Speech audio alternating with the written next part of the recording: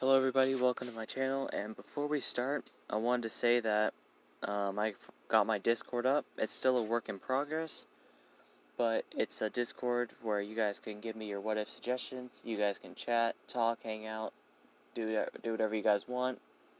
You guys can even there's even a meme channel. So if you guys want to join, I'm putting a link in the description. So, join the Discord if you want. You guys can give me new what-if ideas. And I'm thinking of doing, my longest subscribers are going to be getting early access to videos and input ideas. So I hope you guys are going to enjoy, and let's get on to the video. Alright, welcome back to the video, and welcome to What If Deku Was a Technopath Part 1.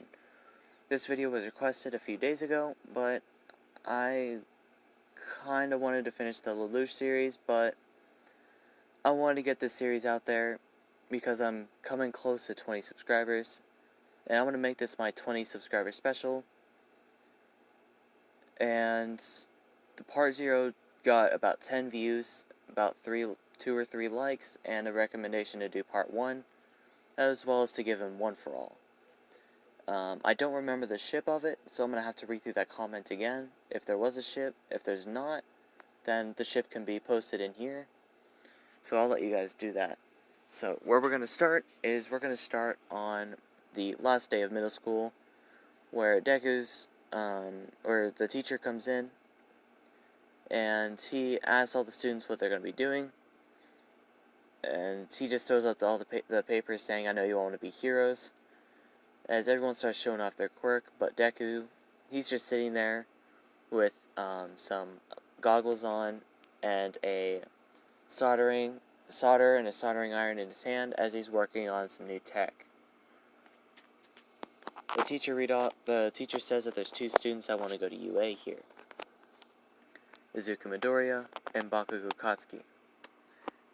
Everyone looks at Deku and they don't know what to say. They say that he may be able to make it. Yet again, he may not be able to. He may be a good support hero though, as Bakugo gets up and gives his spiel and then turns to Deku, slamming his hand down on his desk saying, "You better not join, you useless Deku. If you do, I'm gonna kill you." Deku, looking up from his work, closes a little hatch from where he was working on the tech, puts on the item, which was a glove, raises it up to Bakugo's face, and then just a little explosion pops out in front. Just a little poof, and smoke covers Bakugo's face as it's pitch black. As he says, "Now, I must make my getaway," as Deku picks up his tech and his solder and his soldering irons, throws it in his bag, and then just runs out of the classroom. As Bakugo wipes off the dust off his face and then just runs after Deku. Later being called back by the teacher, as they would sit down and they would get the papers, Bakugo, already annoyed, just decides to leave Deku alone, as Deku would just put on his bag, put on the other glove, which the smoke was a compound of gunpowder and iron sulfate. The other glove is pretty much a lighter, and iron sulfate plus gunpowder equals explosive thermite. So he pretty much has gauntlets that do the same thing Bakugo does, but they are more deadly because the effect is hotter. And since he controls tech, he's able to boost the amplification on that tech, pretty much making it to where he's able to do the explosions from Season 3 Bakugo. The tech he has on him right now are those gloves, the goggles, which the goggles are tech goggles which act as a visor, which are able to read quirks, able to tell all information about him because it accesses through the internet and all government files. So he's able to see all information on everyone through those goggles, as well as able to read their blood pressure, heartbeat rate, and tell if they're dying or not due to thermal optics on there whenever it switches over, due to the dial on the top right. The dial on the top left switches over to night vision, which helps if he ever goes out on night, especially for patrol. The shirt he has on is covered in a Kevlar carbon mixture, which acts as a kind of like a body armor that's flexible, durable, and very soft. So it's a normal shirt, but super strong. Same for the pants, and the boots he's wearing are almost like Mei Hatsume's jet boots from the sports festival, but amped up to about 10 times the degree. They're able to hold up to fit to about 10 tons of weight, and they also have a spring step in them to where they release springs at the bottom of the shoes, pushing out the sole, really pretty much giving him a giant jump boost, able to jump up to 3 stories high. As well as they're super light, made of carbon fiber composite, which is the correct name to say it, and also as well as Kevlar and iron outline on the soles and over the toes around the sides for taking impacts just in case. And the bag has a built-in internet router, built-in computer, built-in water filter just in case he's in survival, a battery pack, battery charger, a solar panel to recharge the battery pack and the supplier, as well as a survival kit, which has a meta kit in it, survival kit which has other survival things you'll need in it, as well as a small tent and other essentials. There's also two robotic arms that'll come out from the sides at the top, which will help him and act as essentially extra arms, which the arms do have, they do have small little, I guess you could say flamethrowers, and the left one has essentially a flamethrower, which the fires are just like Endeavors, which are able to go up to a blue flame or down to a red flame. The right side is a liquid nitrogen thrower, which is pretty much like a super high pressure water gun. If you've ever seen Accelerator, you know it pretty much shoots out like the liquid nitrogen gun on the Accelerator first episode. So he has those on his back, and they are very helpful for construction, as well as helping people out if they need it. So Deku's walking under the bridge. The sludge villain comes out, tells him that he needs his body kid, as Deku would throw down a little pod, and the pod has electric shock in it, which is amplified to put out a total of 240 megawatts of electricity, stunning the sludge villain, as he just turns into a puddle as All Might jumps through the sewer, saying, "I am here." As Deku would not really fanboy, because he already knows everything that he needs to about All Might because of internet and all that. As Deku would talk to All Might, telling him that he shocked the villain with one of these little pods, which he would walk over, picking up the pod, handing it to All Might. All Might would take a little inspection at it, noticing that it's pretty much a taser in a ball form. That on a trigger set, that whenever it's set off by a trigger, it shocks the area around it in a 2-meter radius. All Might would ask who built this, and how much did it cost. Deku would say, "Oh, I built this myself, and the parts were just made out of stuff from like an old microwave." All Might's very shocked to know that this kid built something so highly advanced out of just an old microwave, and it cost him nothing. So he gives Deku his phone number and tells him to call him if he ever wants training. Deku says alright, as All Might would jump off. Deku was walking home as he would hear a loud explosion. He would run to where the explosion was, and he would see Bakugo caught in the sludge villain. And Deku would rush in there, not throwing the backpack at it, because that backpack is expensive. He built it, yeah, but who's gonna throw a high-tech advanced backpack at pretty much a puddle of sewer water? So the arms come out, and they grab Bakugo, ripping him out, as Deku would use his thermal explosive gauntlets or gloves on the sludge villain, putting a hole right in the middle of him, and then the fire from the thermite would start going. It would just start burning away at the sludge villain, just disintegrating all of that sludge into mist. As All Might would rush in, punching the rest of it away, putting out the fire, changing the weather like it does in canon. As the arm from the bag would reach in, pulling out an umbrella and open it above him, saying that he doesn't want his tech to be destroyed, All Might. As All Might would say sorry, and then ask Deku to talk to him later. Deku would say fine, as Deku would just walk off, ignoring the hero scolding him for doing something reckless, and ignoring all the media. So Deku would be walking down the same street as he does in canon, as All Might would tell him about One for All, and ask him to be his successor.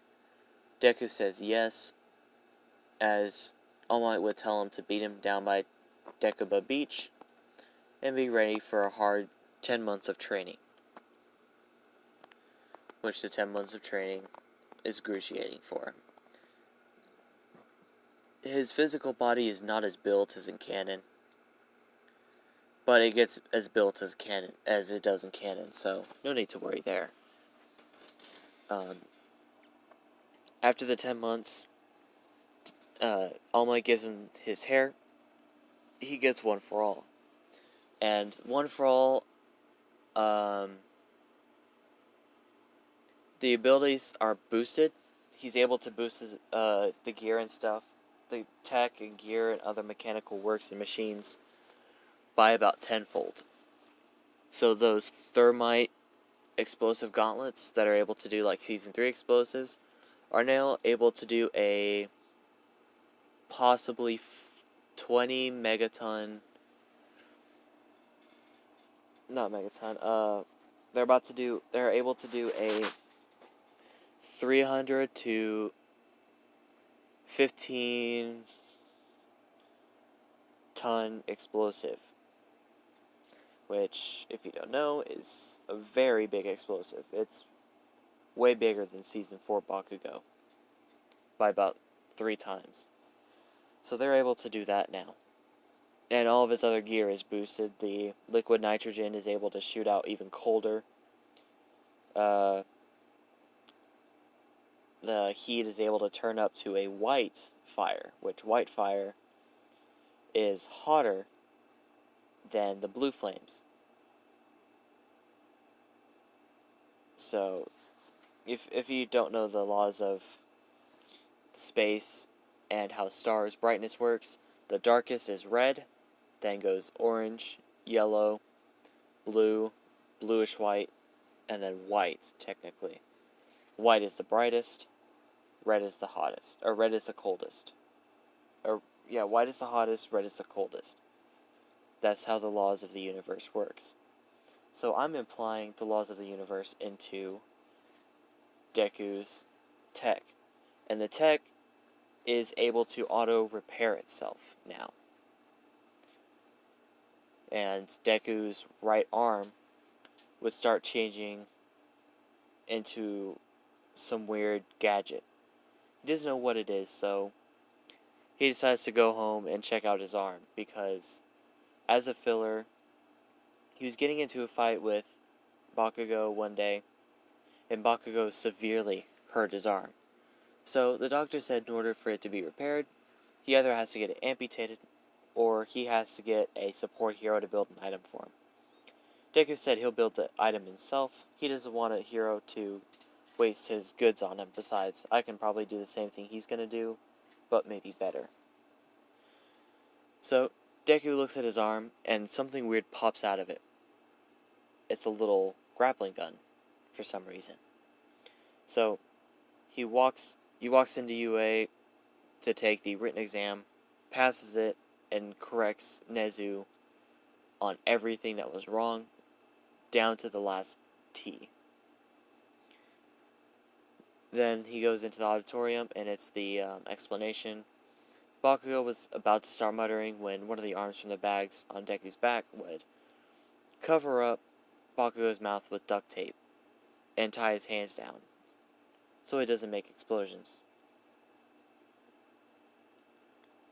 And no interruption by Ida, and Deku would just sit there and be ready. Deku never met Uraraka yet. I know I haven't made her meet yet at the beginning. It's because I think that most of these Dekus I'm gonna do will not meet her until like a certain situation happens. Like some of these villain ones I will do, they're gonna meet at the beginning of the entrance exam where he trips, but most of them are gonna be a no. Well, maybe. Anyways, as Deku was going down there and getting to the front gate, he puts on his headphones, which his headphones are pretty much like a surround sound, an auto detection system for him, which his bag has sensors on the back, which he upgraded recently. The headphones will give him a warning saying there's someone approaching to you at your 5 o'clock or your 8 o'clock, 7 o'clock, 6 o'clock, wherever it tells him. And it goes all the way up to 3 o'clock. 1, 2, 12, 1, and 11, 12, 1, and 2. Or 10, 11, 12, 1, and 2 are right in front of him. So he just looks in front of him, left and right. So Ito does want to confront him, but he notices that he has his headphones on, so he may be just walking up to the front gate, which he is. As the two arms would pop out of the bag, and the lighter on the left hand would be ready to light the white heat, as the liquid nitrogen gun would be ready to shoot, as the fingers for the gun would roll back, pretty much roll back, start twisting to create a nozzle and a barrel. And as soon as the gates open, the springs on the inside of the chutes launch as he launched forward. And they're all shouting that he should come back. As President Mike says, there's no countdown for a villain attack. Go, go, go. And all the students start running in as the heat hand on the left side of the bag is melting. Instant contact of the flames are melting the metal of the robots. And the right hand and the right arm of the nozzle of the very, very freezing liquid nitrogen gun is cutting them in half and instantly over freezing the robots. He racks up a total of about 40 points and decides to wait to let the arms recharge as they go back into the bag. As the zero-pointer steps and he feels a rumble, as he feels the electrical currents of the robot and its parts. As he would look over to see a girl trapped into the rubble, he would say, "Oh crap, here we go." As he would think to himself for a second and gets an idea, as he runs towards the robot, touches the robot's leg, and just instantly gets intersected into the robot. he now has full control of the robot. So he stops the robot, stepping back as he deconstructs the robot, piece of tech by piece of tech, pretty much compressing it down and storing it into his backpack. As he would walk over, as the hands would pop out of the bag and help lift the robot up. And he would get her out, and she would thank him, as he would say no problem, as the medical bag from the bag pops out, as he would make a small splint, putting it on her leg, as there was some blood coming from it, and he would also patch up her arms and legs, and also her face as well, until Recovery Girl gets there. Recovery Girl thanks him for patching her up. He would say no problem, as he would just walk off. And that's where I'm going to leave it. Thank you guys for the 200 subs. The pinned comment is where the Discord's going to be. Join if you guys want to have like a friendly discussion, or if you guys want to give me ideas for new what-ifs, or if you guys want to get early access soon. Early access to the videos will be coming soon. Once I hit maybe 100 subs, people in the Discord will get early access. The Discord's going to be having a vote server and a idea server. So the idea server, you're able to put suggestions for what ifs you want, such as what if Deku had Ultra Instinct? What if Deku had the abilities of Nightmare Sands? And such and so forth. Anything you see on a what if channel, you can give me and I'll put it in the vote system. The one with the most votes will be turned into a video. And the other server and the other things you can talk in and have a great time with some friends. So I'm going to end the video here. I'm going to get the link for the Discord, and I'm going to put it in the I'm going to put it in there as in the description. So I hope you guys join the server. Hope you guys enjoyed this, and thank you guys for a close 20 subscribers. I'm about 4 subs away. I want to say thank you for that. It's really fun to do this. I have fun making up stories. I just want to say my Villain Deku series is going to be getting a redo soon. So if you guys like it, it's going to be staying on the channel. Don't worry. But it's just going to be getting a redo, because I didn't really like it how I just gave him one for all for one, and I just made him kill everyone. So he's going to be getting a redo. And yeah, thank you for the 20 subs. Future ideas are coming soon. Tomorrow is going to be having more parts to it. Part 2 of the Horror Sands. Part 6 of the Chaos Powers. Part 3 of the Technopath. Part 2 of the Kaioken. And more to come. So I will see you guys soon, and I hope you guys enjoyed. See you guys in the next video. Peace.